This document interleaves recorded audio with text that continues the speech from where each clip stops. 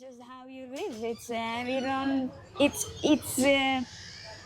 but how you live by sharing how you live. It's just it has natural multiple effect. Right. And we have no idea how much one dish of papaya salmon change how many people's life in whatever the degree it is.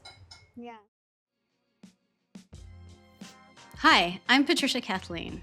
I travel the world with a mic in hand and questions to ask, and this is where those conversations live.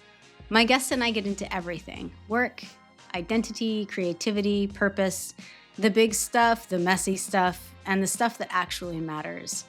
From alleyway chats to studio sit-downs, I bring you with me as I talk to chefs, scientists, artists, activists, whoever around me has a story worth hearing. Wherever you're listening from, welcome. I'm glad you're here. Now let's get into it. Okay. My name is Sayuri Kanaka. Kanaka. Yeah. I'm from Japan, and I am the founder of the Sayuri Healing Food Cafe and the Sayuri Healing Food Academy in Bali.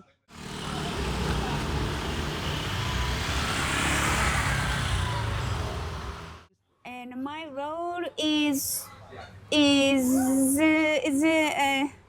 am the owner, but I'm still running around. I don't do the operation. I don't involve in the cafe's operation, but my role is just to be on top of everything, that we have this core team. Like 5 or 6 people. So weekly we have a meeting, and then mostly I delegate the things.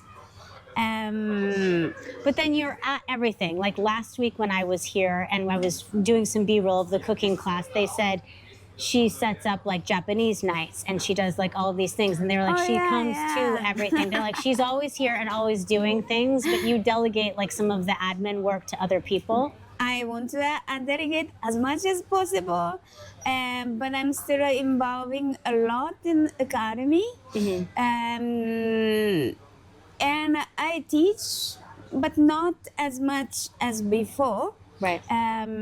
We run the trainings and then short classes, and then I kind of bring my presence. So let's jump into the academy. You started Sayuri Healing Food, the restaurant, 8 years ago. When did the academy start, the cooking classes? Academy was earlier. I was running, I don't remember, like 10 years or more, but I was teaching for the different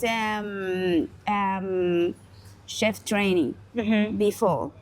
But let's say 10 years ago, I was already started in the hotel, the resort hotel. I rented, and then I set up the cooking training. At that time, it was only raw food chef training. And I was working for the other training as a teacher. So local chefs as opposed to tourists? As opposed to students that wanted to come and just take classes, you were training local chefs? No. Who were you training? Foreigners, okay. And that was 10 years ago. And what caused you to start the restaurant?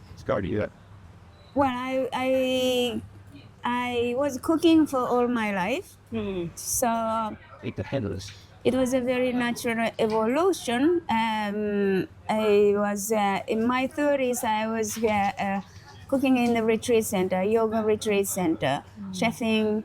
In my 20s, I worked in the restaurant in Japan, in Tokyo, also in a vegan restaurant.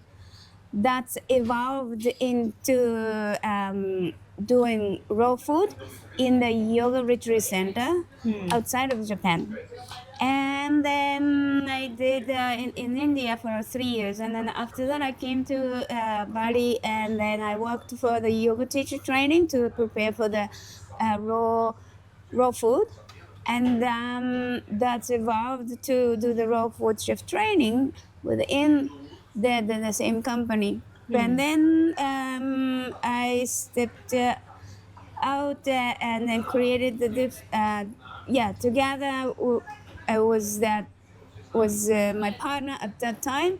We created the raw food chef training in a different name. It was not Sayuri Healing Food. So when I stepped out from it, it was a very natural process. I just start doing my own chef training, and then I just found this place, and then yeah. So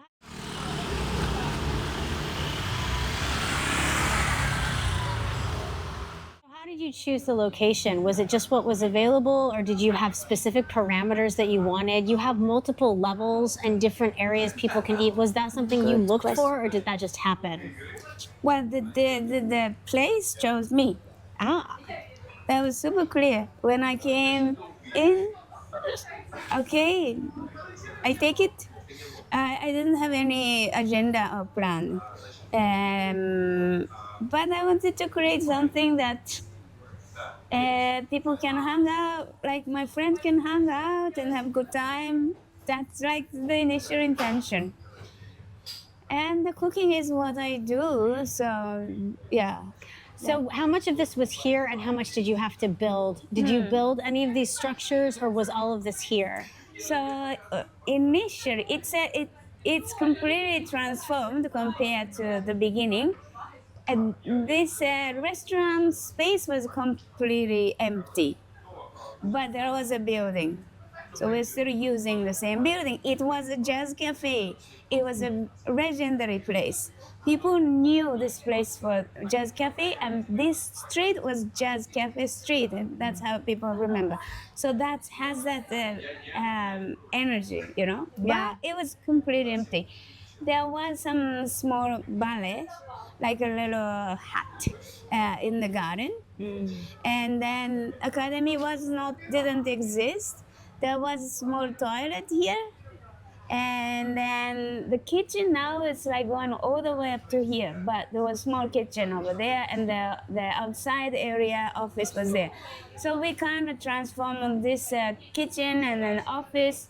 We took down the ballet and then built this one on top of it. The foundation was here. Okay. We just changed the top, and together was the parking lot over there. And then my friend wanted to teach yoga in my cafe because yoga was a big part of me before, and I had a lot of connection, friends, teachers. This is sushi, by the way. Yeah. Snoring. Coming in with the comments. I love that. And so I was. So she taught yoga here? No, I started building the yoga shala for my friend.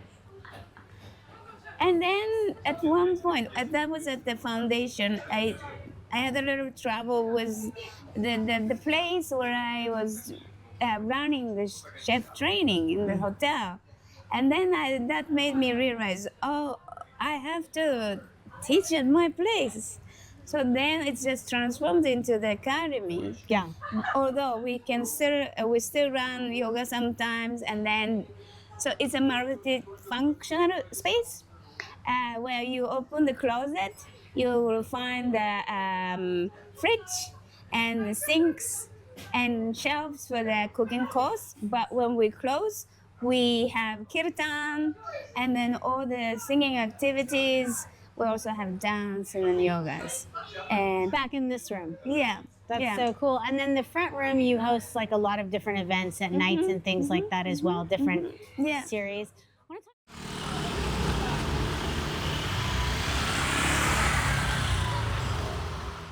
I want to talk about your menu because menus, because it's your restaurant, you know, are kind of the heartthrob. And I think the impetus, like the creative drive for people that start their restaurant. So, did your menu start off very similar to what you have now, or has it changed over time? And what was the goal for creating it in the beginning? Well, I don't have goal in general, but it was very small. We opened only maybe we didn't open at night. morning and lunch focused, and we did was as much as we can. We had only two in the kitchen and two in front, and so there was only one rotation. It in the beginning raw focused because at that time I was cooking raw a lot, and that was also a lot of demand. Now I think the world demand is kind of shifting more the cooked plant based. But so I was doing raw, and that was my normality. So I mean, the bread was never be my reality, to be honest. So we were serving like tiny little raw bread that was as that was our bread. Yeah, absolutely. Bread's tricky with the raw. Yeah. Yeah, yeah. And then at one, like some people want some bread, and okay, um, maybe gluten free. Like it adapted. Transformed over time. So right now, as the menu stands, how does it get curated? Do you create dishes for it that you have seen or heard about or that you like? How do you become inspired to add dishes or take dishes away? Um, we our menu is quite established, and we don't switch so much. But small changes, like whenever I notice, I do. I also sometimes change the menu. I create, but I also have one of my best friend. I consider she's the best. Sonia, she's like the best plant-based chef in the world that I know. That we worked together for many, many, many years. We went through this, yoga teacher training, and then opening another cafe. We also involved, and then she helped this cafe to open. She was the one who trained our kitchen. So when she's away now, she already left Bali, but then I still depend on her because it is very important for me to change one menu is a big thing, and I don't do it like this. When she comes, I ask. So yeah, I have this amazing woman, but I sometimes changes a lot of things. Yeah. How does so when I came and ate, I've been here several times, and one time was specifically for dinner because I wanted to understand it. You have days of the week where there's a special item produced, and then there's also things that are just on the menu. So the day I came, I wanted to make sure I tried both burgers that were on the menu and then the burger being offered for that day. So there's a day that has a special burger. What is the special day food about? Why do you have like one special offered a day? Is it just to keep a rotation of something new and interesting involved? Or is there a purpose with the academy? No. What does it serve? Okay. Well, if we put all that 7 items in the menu, the kitchen will be too much. It will be too much for the kitchen. Rotation is important. There is certain capacity, and our menu is right now. It's like maximum capacity to be able to provide the Breakfast, lunch, and freshest dinner. item. So it makes sense to have this one special. I don't know actually. I mean, this is also how we started, and it makes it easier. We have some stable item, and then just these things we have to prepare for the day. Well, I don't know how I can reply, but it's No, it makes sense just to have a rotating, especially with the freshness of the kitchen and be able to focus on it. What's your favorite thing on the menu? Does it change from time to time? Do you have like a solid favorite thing that you love to eat for breakfast or lunch or dinner? Well, I don't eat 3 meals a day here, but there's a phase. I I like this vegan omelette. I had the phase that I loved it. That is breakfast, and but I would eat for lunch. Yeah. I like galactic ball, which is a raw ball. And I like Korean burger, which you tried, I guess. The galactic bowl is really colorful. I love how many colors it is on it. Yeah.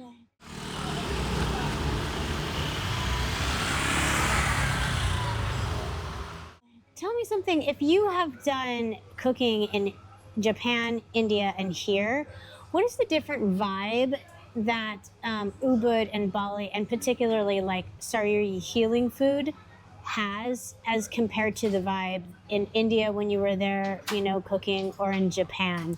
Vibe, as in the vibe, customers? The whole scene, like the attitude towards the food, the customers. I want to get into your specific customers in a second because your restaurant has kind of a reputation in Ubud about, the various, it has a cult following. It's very famous. But for you personally, is it a similar scene, the vegan eating scene, the vegan cooking scene here as it is in India and Japan, or is it very different? It's very different. Okay. Very, very different. Is it the customers that make it different, or is it something else? Is it the attitude about the food? I mean, everything is different in Japan. But I worked like until so it's been almost 20 years. Since I left Japan. Yeah? So at that time, there is hardly any vegan places. So, but there is a macrobiotic food, right? And I was also into it. If you call that vegan, just approach for the macrobiotic is in a way it's a philosophy of balancing of yin and yang, and then eating the local, and then eating seasonal, and eating predominantly brown rice, not fruits. So the focus in Japan when it hit the intersection between vegan and macrobiotic was really where it was at when you left? That is kind of the focus of what you were doing there?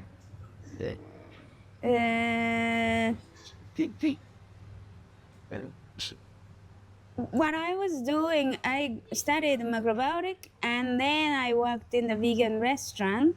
It was a very different approach in cooking. Yeah. And that's how I learned the vegan way of cooking from the restaurant. I see. Well, anyway, coming back to your question, it's very minority, still a minority. And I think, and then in India, I worked in the yoga retreat center. Like, it's all yogis. I guess they are more like health conscious. Even in Bali, people, here is more like spiritual.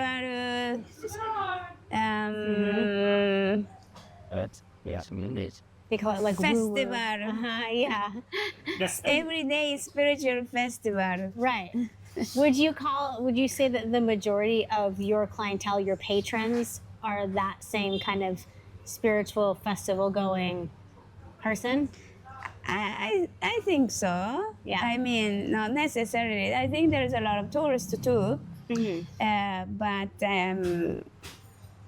I mean, Ubud is that place. So Yes. yeah. Absolutely, it is. The whole town is, and it's known for it. You know, it's for a long time. It's been a mecca for people looking to explore alternative or mainstream paths of spirituality and health and yoga and the non-Western way of thinking.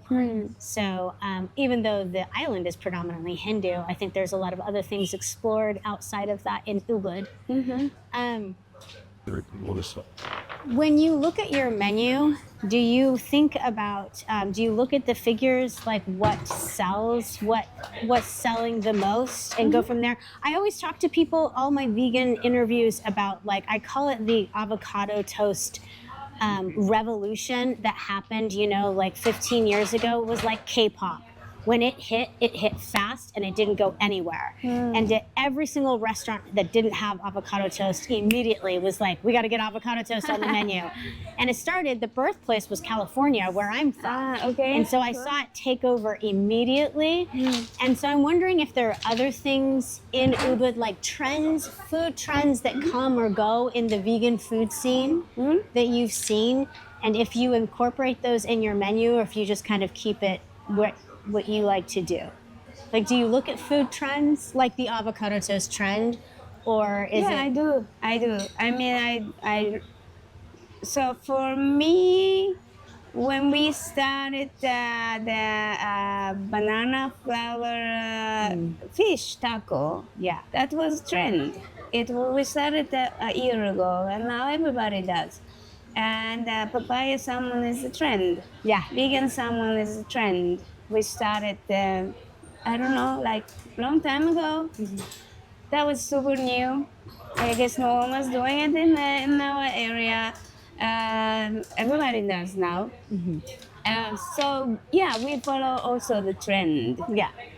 Interesting. So with your cooking classes, I'm interested in the Sayuri Academy cooking classes, how you design them, how long they are, and who is the most common person to take them. Are they other chefs? Are they just tourists looking to learn how to make good food? It's both.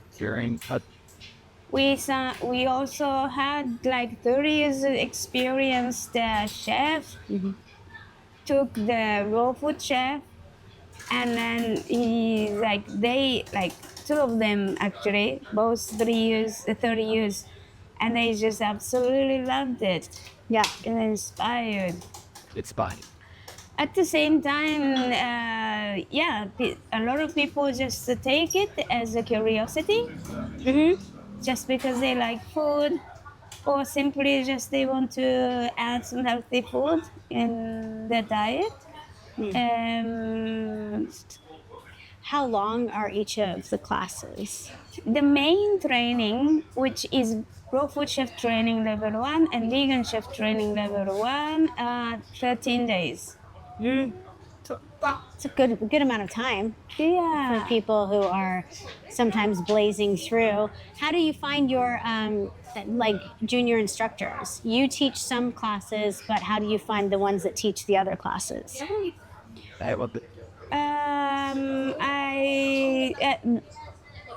We have several teachers that I can rely on. And they all took our course. Okay. So Did you meet them as they took your course? after they took the course, they sorry, what do you mean? So how did they come to apply to work for you after they took your course, or did they take your course in order to work for you? Did they take your course and say, listen, I want to work for you? More like that. Huh. That's wonderful. It means the course goes over well with people. It's received very well. If people want to work for you after that. How are they filled? How many times a year do you offer the 13-day course? We have course like chef training pretty much every month, because it's not only those two. We have raw chef training level 2 and raw dessert chef training level 1, fermentation training level 1. So vegan chef training is quite new. We started maybe 1 year ago. So now we are kind of running it every 2 months. And so we rotate things. Okay. Is the curriculum, the coursework based around end results, like a planned meal, or is it based around educating about the premise and the platform of vegan No, cooking? based on the dishes. The dishes. Yeah. So the education about like chia seeds absorbing water and becoming kind of gelatinous, that happens as you're incorporating the chia seed into the dish.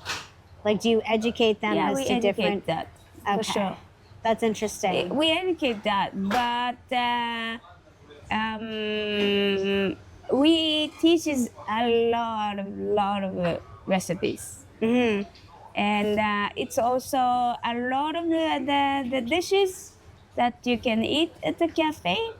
You can learn. It's incorporated in the academy. Do you have a cookbook that you sell? I have 4 cookbooks. 4 cookbooks. Okay. And are they based on the dishes that you sell in the cafe, or do they vary away from that? There's many in the because my book was the foundation for the menu.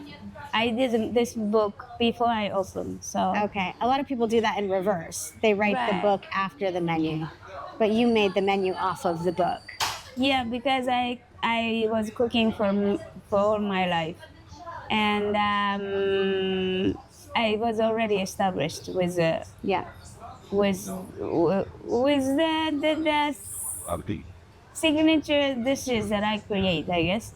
So by putting the things on the book, that helped me for to train people because it's written, and if you follow it, it's you can make this one. It's helped me so much. What's your favorite thing to cook from the menu or from the book? I don't know. I like baking Baking. now. Now I like baking. Is that headed towards desserts, or you like even Yeah, savory, dessert, like dessert. lasagna? Okay, desserts. Yeah. So when you go to dinner parties, do people say, bring some food, Sayuri, bring us your baked goods? Do they expect that from you? No, they don't ask, but when I have a party at home, Yeah. hardly no one brings food. Brings any, no potlucks on your dime. They're like, she'll have it, she'll make it. That's funny. Do you still love to cook in your spare time? Do you cook for yourself? Like, do you still cook? I do, but I don't do so much of elaborated cooking. Simple things I always prepare.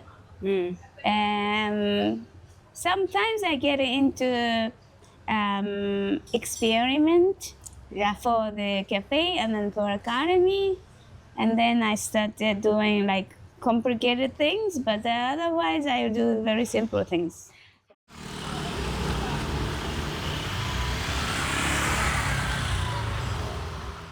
How often your counterpart, your advisor, who you take really seriously before you change the menu, how often does she come to town? Not so much. It's not that available. So like one menu in a year, some that kind of I see. pace. What's the biggest challenge out of for running a restaurant, a vegan restaurant in Ubud, would you say?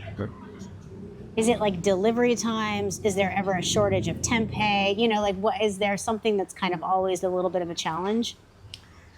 That's hard to reply. It's there's a constant challenge. Everything? Are this always changing? What makes the constant challenge? I mean, there is all the things that you said, for sure. We have 80 people. It's like the whole school. So it's beyond that. Running out of tempeh. It's a lot of human to human, like human relationship. Yeah. problem arise all the time in a way. I mean, whether I take it like in the beginning, there was no challenge. After Corona, feel a little bit of challenging for the economy. It's just a game changed. Like getting people for the academy had no trouble before. We never promote anything. It was Word of mouth. Word of mouth. Now it's not that easy. So that's the biggest challenge, I would say. Economy is the biggest challenge. Cafes run smooth, but the capacity of that we are running is really big. You have 80 employees? 80? Wow. But Is that because you're open so many hours? Maybe, but also like the big restaurant are like that actually in Bali. It's a bit different from Western world. Yeah, right? Of course.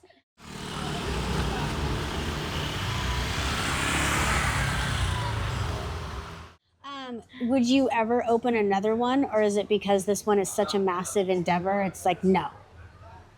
Have you ever thought about, like, because Canggu, there's so many people that open up, you know, a sister one in Uluwatu or Canggu or Seminyak or... I don't want to work more than I have. Yes. I want to be playing music and I want to fulfill my personal life. So I don't think of that. I don't think of the second place, but if anyone wants to open Sayuri hearing for the outside of Bali, I am open. But Cool. I mean, if this person aligned with what we do, and if this person wants to be running the whole show, like not just because this place is doing well and that we want to open the franchise, right? Not like that. If somebody has that passion and understanding and same ethic, I am up for like outside of Bali. I guess that's maybe serves the purpose, more than opening in Canggu. So. Because it's a philosophy, right? Sayuri Healing Food isn't just about the menu. You have this academy, but you have this notion about food that the past 20 years of cooking and being with your life in vegan food has brought to it. What is your relationship, your personal relationship with vegan food? Does it service a purpose that's just one or multiple? Does it service health, spirituality? Like, what is your personal relationship with it? Well, it was very natural things, and I don't have a strong how other people eat. My relationship to veganism or vegan food is that I want to.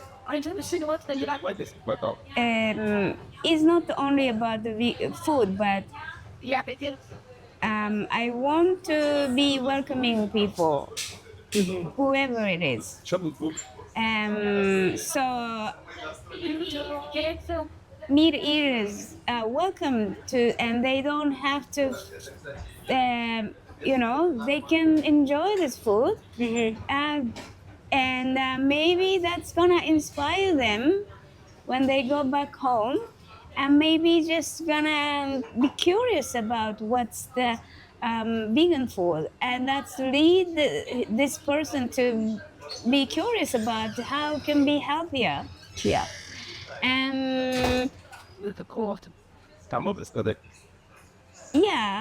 So it's inclusivity. Yeah, and of course, like we can minimize the footprint, and save the animals' life, better for the climate. But yeah, but it's just that part of the lifestyle. It's just how you live. You don't. It's but how you live by sharing how you live. It's just it has natural multiple effect. Right. And we have no idea how much one dish of papaya salmon changed how many people's life in whatever the degree it Right. is. Yeah. Yeah, so I see it more like just the way of living, natural way of living, and but I trust this has a lot of impact to the world. Absolutely. Speaking of, I mean, the papaya salmon, so I had that in Sweden 10 years ago at a vegan restaurant. They used carrot instead of papaya, and they smoked it to do that kind of salmon because they do a lot of lox up in that area. And it blew me away. And so, and coming here and seeing the papaya, I'm like, yeah, I love it. It's a beautiful dish. What is your current bestseller on your menu right now? Do you know, like, the top dishes? Khichdi and the gravlax. Okay. Yeah. And have they been the top sellers for a long time? All the time. Yeah. Excellent. And you make so a lot of vegan restaurants don't do their own desserts, and this is something that you're passionate about. And so you've always made your own vegan desserts, right? That's interesting. Because that is a whole nother, the reason why people tend to outsource desserts is because it's a whole nother layer of difficulty. You're open breakfast, lunch, and dinner, and then you're also making your own desserts. Do you have different chefs that do different aspects, or do you have one chef that does it all? No, we have different departments. What's the most difficult chef to find and train? Desserts, mains? It's not how it works. In Bali, you have to train them. Yeah, that's how it works here. Right. But we have the dessert chef and then kitchen head chef. They do operation in the kitchen, and then we have production. Production does fermentation, dehydration, preparation in general. Yeah, and we all have bar separately. When you went from having 2 people up front and 2 people in the back in the very beginning, and then you expanded, was the expansion fast or slow? I think fast. Fast. Yeah. Okay. Interesting. And do you, with that expansion, is staff retention hard or is it easy in Bali? Do people tend to stay working here for years, or is the turnover it high? was easy. Okay, so people stay. There's a lot of people still here since the beginning. The beginning. That's like family. Yeah. That's wonderful. So a little bit about like the decor and all of that, because you said, the place chose you. And then you came in and shifted some things around. Did you have an idea before it found you of how you wanted to decorate and do things, or did that change after you and the place found each other? Not so much about decor. So you always knew you wanted tables on the floor and things of this nature? I guess it's more that table on the floor is natural thought for me because I'm Japanese. Right. Yeah. You have you have upright tables here. You have all over, you have choice, but this tatami space in the cafe, that platform was there before. Okay. So it was just natural that, I didn't change that part. All of the herbs and everything against the wall, doing all of the glass for the Sayuri Academy, was that suggested by the architect, or was that your choice to get the natural light? All of the glass windows? That was Architect. Yeah. Good call. It's a good call to have a lot of natural light in a cooking school, right? Yeah. So that because food wants to be seen naturally, especially vegan food, you're dealing with color, you know. So that's cool. I love all of the different spaces. The loft, you can sit. How many can you seat? Do you know how many people you can seat in the entire restaurant? I don't know. Yeah, a lot. Just leave it at that. But however many can squeeze in. That's wonderful. So is there anything that you thought I was going to ask you for this interview that I never asked you? When you were thinking about it, is there anything you should tell me that I haven't asked? I have a second. To know the lands that she Well, for me, academy is important to be included in the interview, so that hopefully somebody can will be interested in, and it was spoken. So I think that's it. It's major. I've talked to a lot of vegan chefs that talk about wanting to do, you know, a bunch of the trainings here. It's why people are getting the visas for the amount of time they're getting the travel tourist visas, is to specifically do this. And I think it incorporates really beautifully, right? With the Ubud experience, you can come, you can do your training and spend another couple of weeks eating your way through Ubud if you're me. But, you know, things like that. If I hold sushi, do you think she'll fall asleep like that in my arms? so. I'm dying. I need her to do this. Like, I have 4 children. This is everything. Come on now, you can do it. Yes. Oh, she's falling asleep. This is heaven. Right? Is it a girl or a boy? It Girl. doesn't matter. Hello. Oh, I can't. Did you train her to do this? No. She's done it since she was a baby. Do you carry her a lot?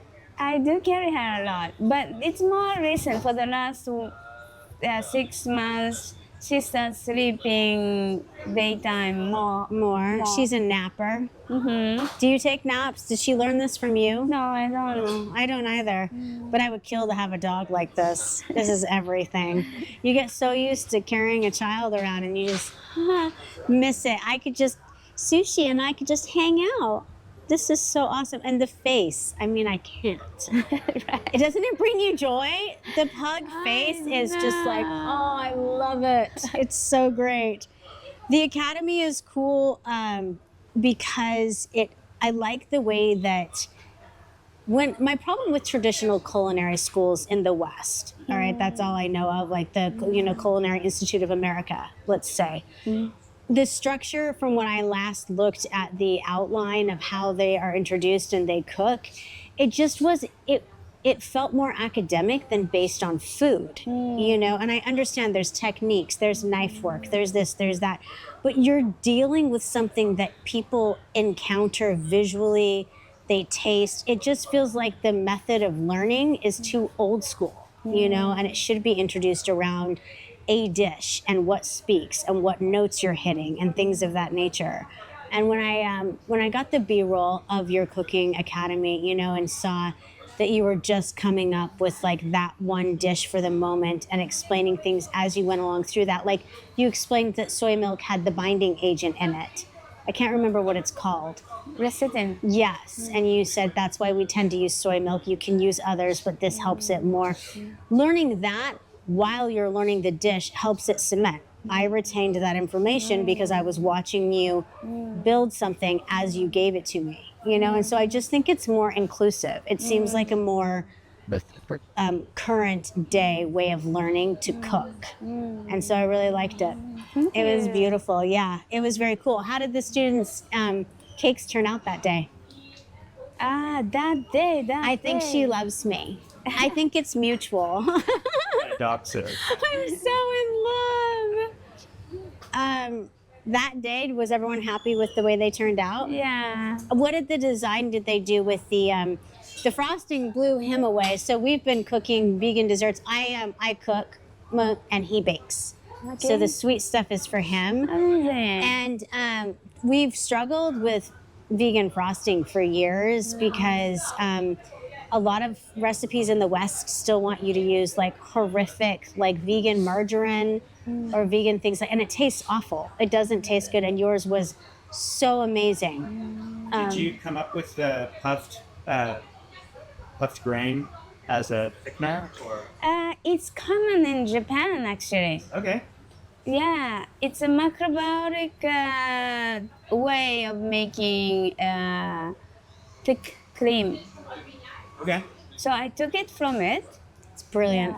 Never heard of that before. No, and it needs to be like known because vegan icing is so not good in the West. I think that a lot of people are getting beautiful with vegan desserts, but it's still one area that I think needs. Yours was the best. The more and more like new vegan products are coming out, right? Yeah. That we never ever thought about it before. So imagine how it's gonna evolve. Yes. We've gone back to basics, whole foods, you know, just like, I don't think there's anything better tasting. I'm the obnoxious vegan, so when people say, what's your favorite vegan food? I try to make something up and lie because my favorite food is a fresh chopped salad with a million vegetables and a little bit of olive oil and sea salt and spice. That's like my favorite thing because I can taste it, you know, and all of that. But no one wants to hear that. Everyone's like, but I'm like, it took me, you know, we've been vegan for 17 years and it took me a minute to get to a place where I loved everything.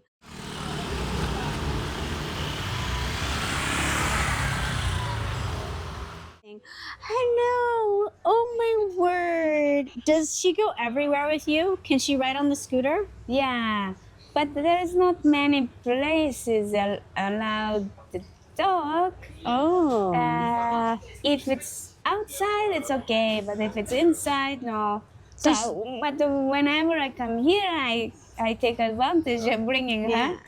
And then if I go to some class, meet friends, maybe it's too much, so I don't take her. Does she get along with Bali dogs? No. No. Not at all. I thought that. I have a dog at home, and I was like, I don't think she'd get along with Bali dogs. Bali dogs are cute, but they're like street kids. You know, they're like a gang. They have their own. They have their own stuff. Oh, she's so perfect.